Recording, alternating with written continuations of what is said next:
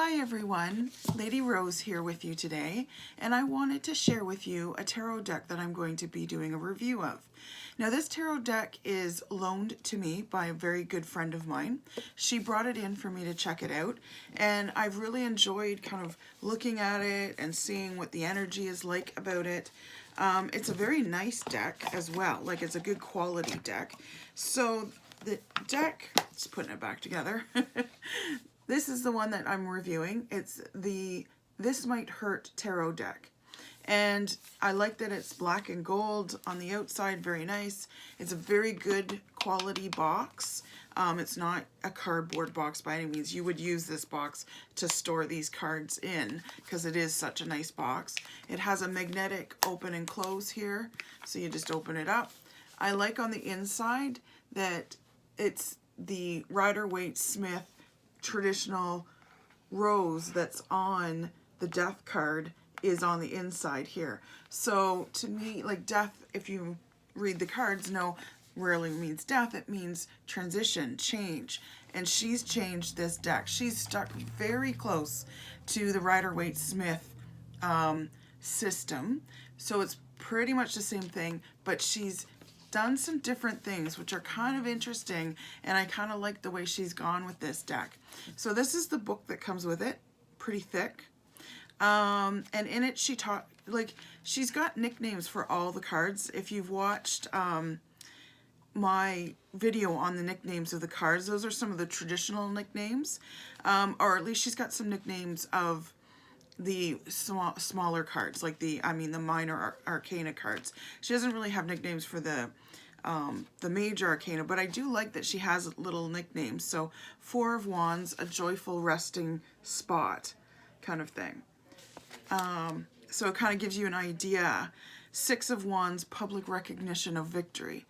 Knight of Cups, sorry, the one who rides for love. I like that she's done that. I mean, she's also, you know, gives a full write-up on each card. And it's the same meaning, but she's just modernized it a little bit. Taken the tarot out of the medieval times, out of the early 1900s, because 1910 is when the Rider-Waite-Smith deck that we kind of all base tarot off of came out. Now, the Rider-Waite-Smith deck was a revolutionary deck when it first came out. The one main difference with their deck was that they actually had pictures on the minor arcana. Up until that point, most of the cards were pip cards where they just had the dots.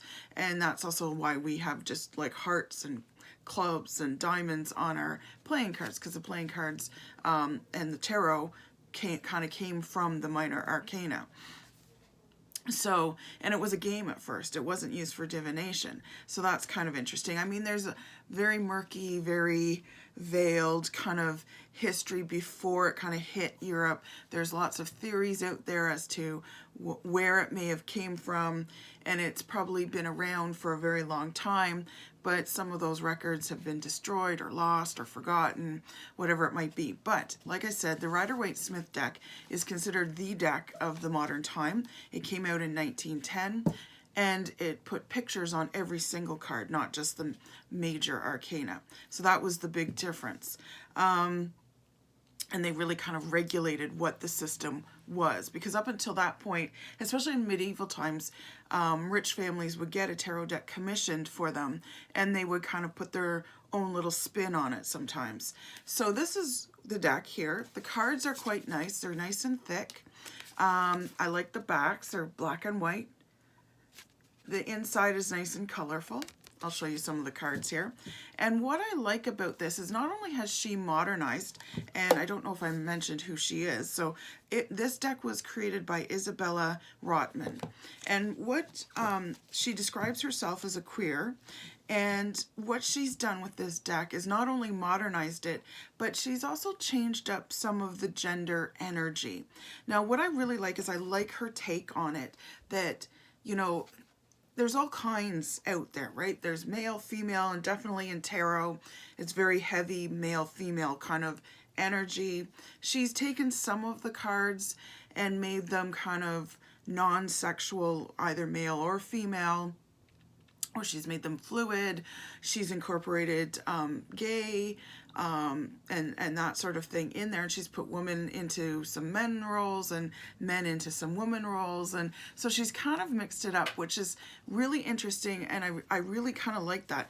And what I really like too is she didn't, sometimes, you know, you get kind of weird stuff happening and it's nothing. It was just like, oh, that is really cool the way she's done that.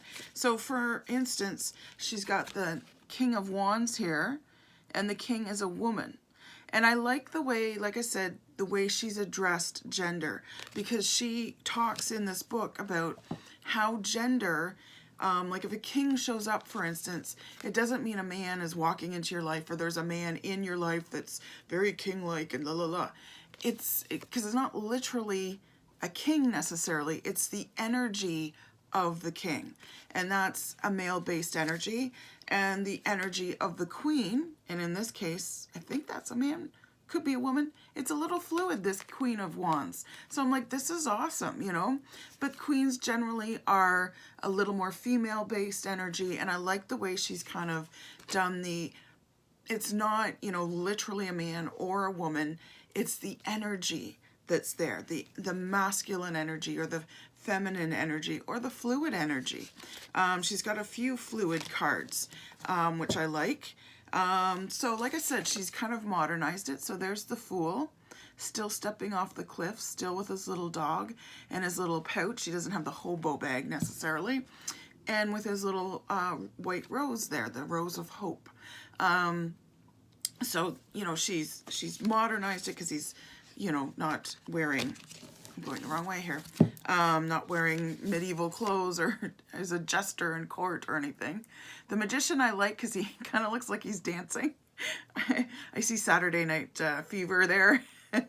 So I like what she's done here, but all the elements are still there. The High Priestess, again, all the elements, she's got a white tree and a dark brown tree. She's sitting on the moon. She's still got the curtain behind her. I like the explanation she gives for a lot of the cards too. So the Empress, she's very Mother Nature-like, very casual, you know, just sensual, that sort of thing. I like that. The Hierophant, you know, he's all business. Or no, this is the Emperor, sorry. The Hierophant's next. That's why I looked down and read that card, but showed this one. So this is the Emperor. Again, he's all business. You know, he's the guy that, you know, takes care of things or whatever. I always say he's a safe place to land when you're in trouble because he's sort of the father figure of the tarot. And we've got the Hierophant. She hasn't totally eliminated the religious aspect or the spiritual aspect of tarot. I like what she's done with the Lovers. They're actually in love and hugging and embracing each other. You don't see that often on the Lovers card. And she's still got the angel element there. The Chariot is neat because she's got the motorcycles and this woman's up there doing sort of trick driving in a way, but she's holding it together and thus the victory comes. She's got the Hermit, is interesting. This is one of the cards that the Hermit is a female. Now in my Muse Tarot, the Hermit is also a female, but in my Muse Tarot, all the men have been taken out and they've all been replaced by females, except for the Knights. The Knights are just horses in the Muse Tarot. But I do like, this is kind of a neat one for the Hermit. Then we've got, let me see. Oh, the Hanged Man is, he looks pretty happy when he's there, actually. He's kind of a lumberjack type guy or something. Death is kind of an interesting card in this one. Again, she's got the traditional flower that's on Death's flag, but this is the happiest Death I've ever seen. He looks pretty happy there. Now, she's got all the same elements, right? Like the guy that's on the ground, the woman that's kind of, you know, squashed down, squatting and looking upset. There's the priest element here. She's got the pillars in the back that are from the Moon card that are on the Death card, if you didn't notice that before. Temperance, I do like Temperance. This is Archangel Michael. I do a video on the Angels of Tarot, and I tell you which angels are on what cards. And, you know, he's got his foot on the ground and in the water, and he's pouring from one cup to the other, just like the regular tarot. The death or the devil card is interesting. So again, this is more of a fluid kind of demon-like thing. They're pointing downwards, which I kind of think is interesting. Then you've got all these people that are partying and, you know, just doing things they probably shouldn't do. I don't know. Nothing wrong with having a little good time, right? Then we've got the Star card. And, you know, all the elements are there. She's not afraid of nudity. So just for those of you that maybe are thinking, like I've seen a lot of people saying, I want to buy a deck for my teenager, but I don't want nudity in it. This is not the deck for you if that's what you're looking for your teenager. I do like the Moon card is kind of interesting. All the same elements, the two dogs, but it's two women dressed up with wolf and dog masks on this time instead. So kind of interesting there. Judgment, we've got Egyptian sort of feel to it, and they're balancing the scales out. I like the World, very plus size, luscious kind of woman, and that's what it's like, you know, when you're on the World. And instead of the traditional symbols on the corners, she's put each of the suits, which is I like. It's kind of interesting. But, you know, if you're on top of the world, you're enjoying yourself, and she's enjoying herself. Now, she does all the suits, and I do like the way she's done the suits. Now, in the book, it's kind of interesting. She kind of gives almost a little nickname to each of the minor arcana cards. And, you know, like the Ten of Cups here is the Happy Family Rainbow card. The King of Wands is leadership through passion. Seven of Wands is King of the Hill. It gives you kind of a feel for what that card is about. Now, she does do a full write-up too, but I like that you have a quick kind of, oh, the Nine of Swords is the Nightmare card. Now, that is actually its traditional nickname. I do a video, it's on this playlist, or not, it's on Tarot Lessons playlist, of the nicknames of some of the tarot cards, because some of them have very traditional nicknames. And sometimes with the nicknames, you can kind of, you know, prime yourself, like, oh, this is this card, so this is what that means, you know, or it gives you an idea of the energy around that card. Two of Swords, you have two options, and both of them are bad. Interesting, because I've always known the Two of Swords as a choice card, but I'm not sure if I ever kind of read into it that they were both bad decisions. So that's kind of an interesting take. I might add that to my repertoire. And like I say, you know, you're always learning with tarot. I've been doing tarot for 10 plus years professionally, and I'm still learning new things or learning new takes on cards. And I get excited when I learn something new, which is awesome. And there was something new I learned about the Three of Swords too. And it wasn't written in the book, but it's a swan that's been stabbed with three swords. Normally it's traditionally a heart. It's been stabbed through the heart area. And to me, as soon as I saw this, I'm like, swan song. That's the energy of this card. Your song. That's really hard to say. And then I'm going to go past the swords because I'm getting into, although the Queen of Swords is interesting. I like her. Interesting card. I like that. The King of Swords is an older guy in a wheelchair. He's not on a throne. Again, she's modernized it because, I mean, how many of us sit on thrones, right?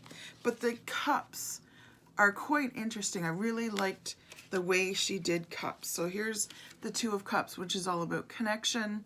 And it looks like these two guys are holding coffees.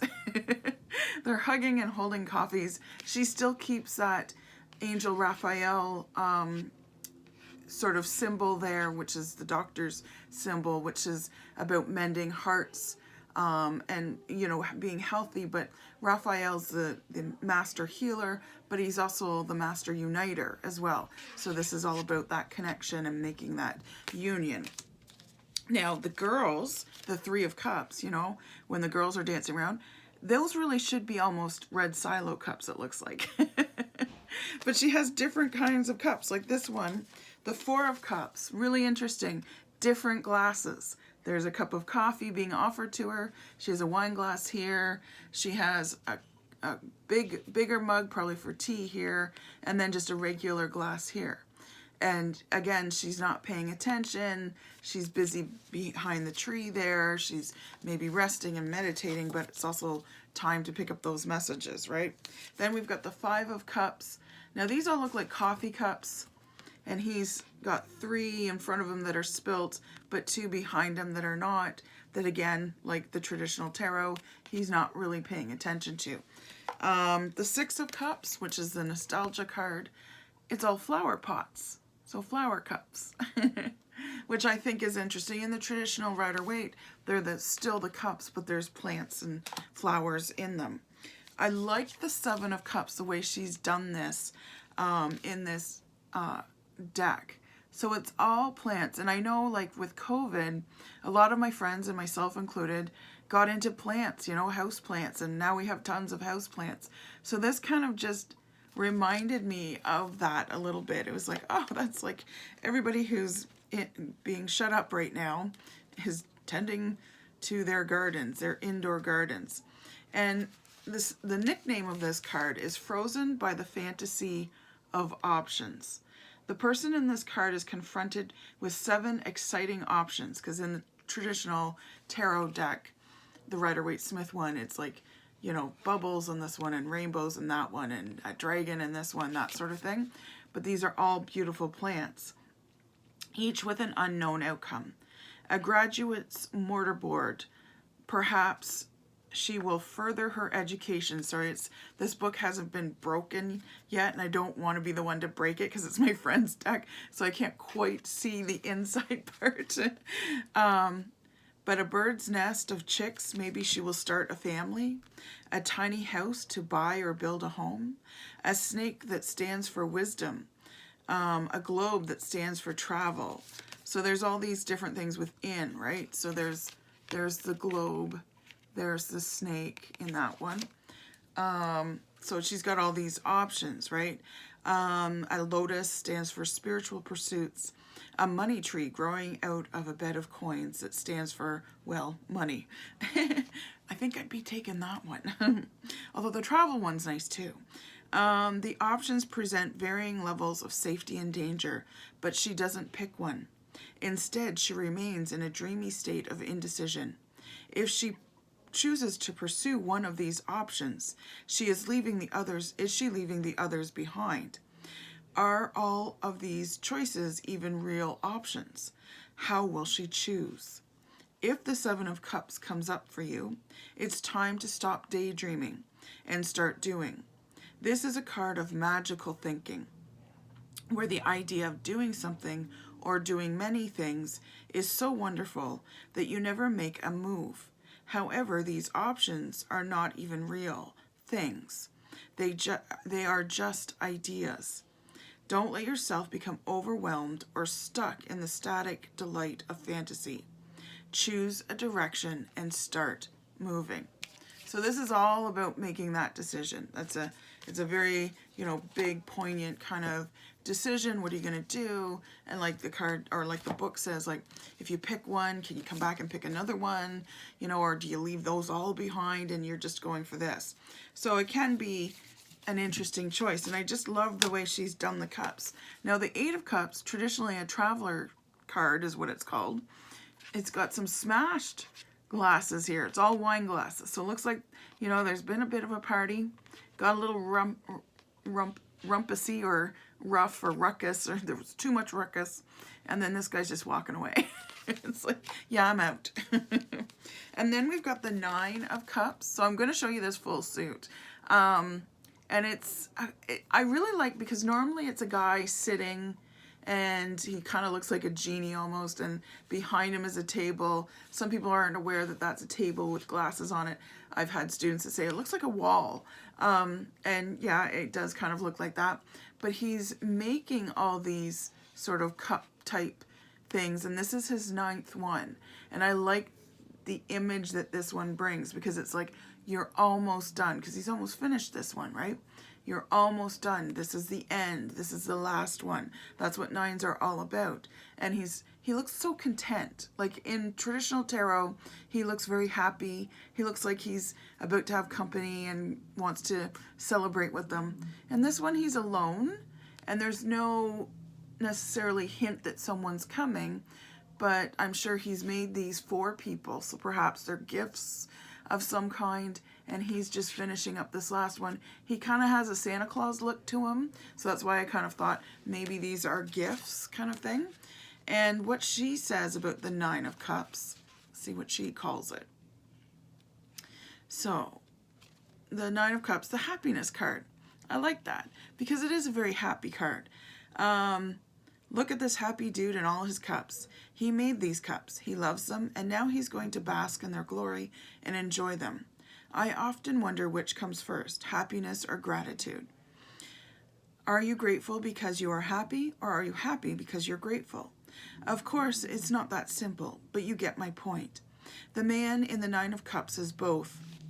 And this is a card you really, really hope comes true. Whatever you have been working on or working for in your emotional life, your relationships, your hobbies, your home, it's all here and it's beautiful. The 9 and 10 of Cups are both about happiness, but I see the 9 as about internal happiness, and I drew the man in this card as a potter because he is creating his own joy. I love that. That's awesome.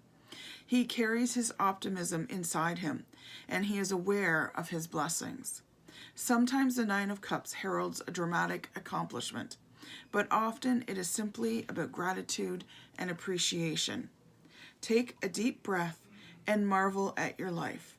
Celebrate where you are and find joy in the moment. So that's beautiful. I really like the way she's written that.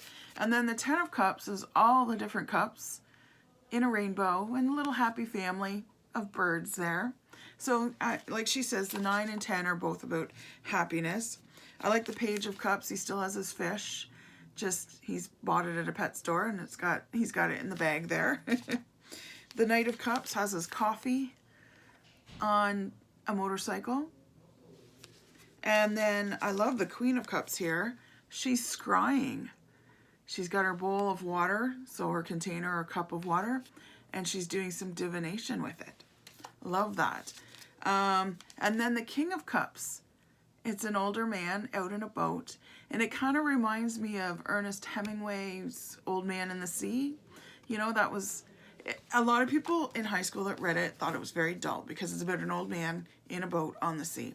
But I actually kind of enjoyed it because I like the steadiness of it and just the introspection of it all. And being out on the big sea, he looks so happy there.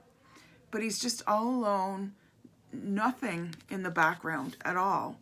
So, you know, as far as he can see, probably water. He might be looking at a shore, I don't know. But something about being out on the water can make you really think about things, think about life and your decisions, directions that you want to go, levels you want to reach, that sort of thing. So I really like the way she's done this tarot. She's very much modernized it. She has a little tongue-in-cheek, which I like. And she's very, like I said, it still embraces all the same energy, just in a more modern way.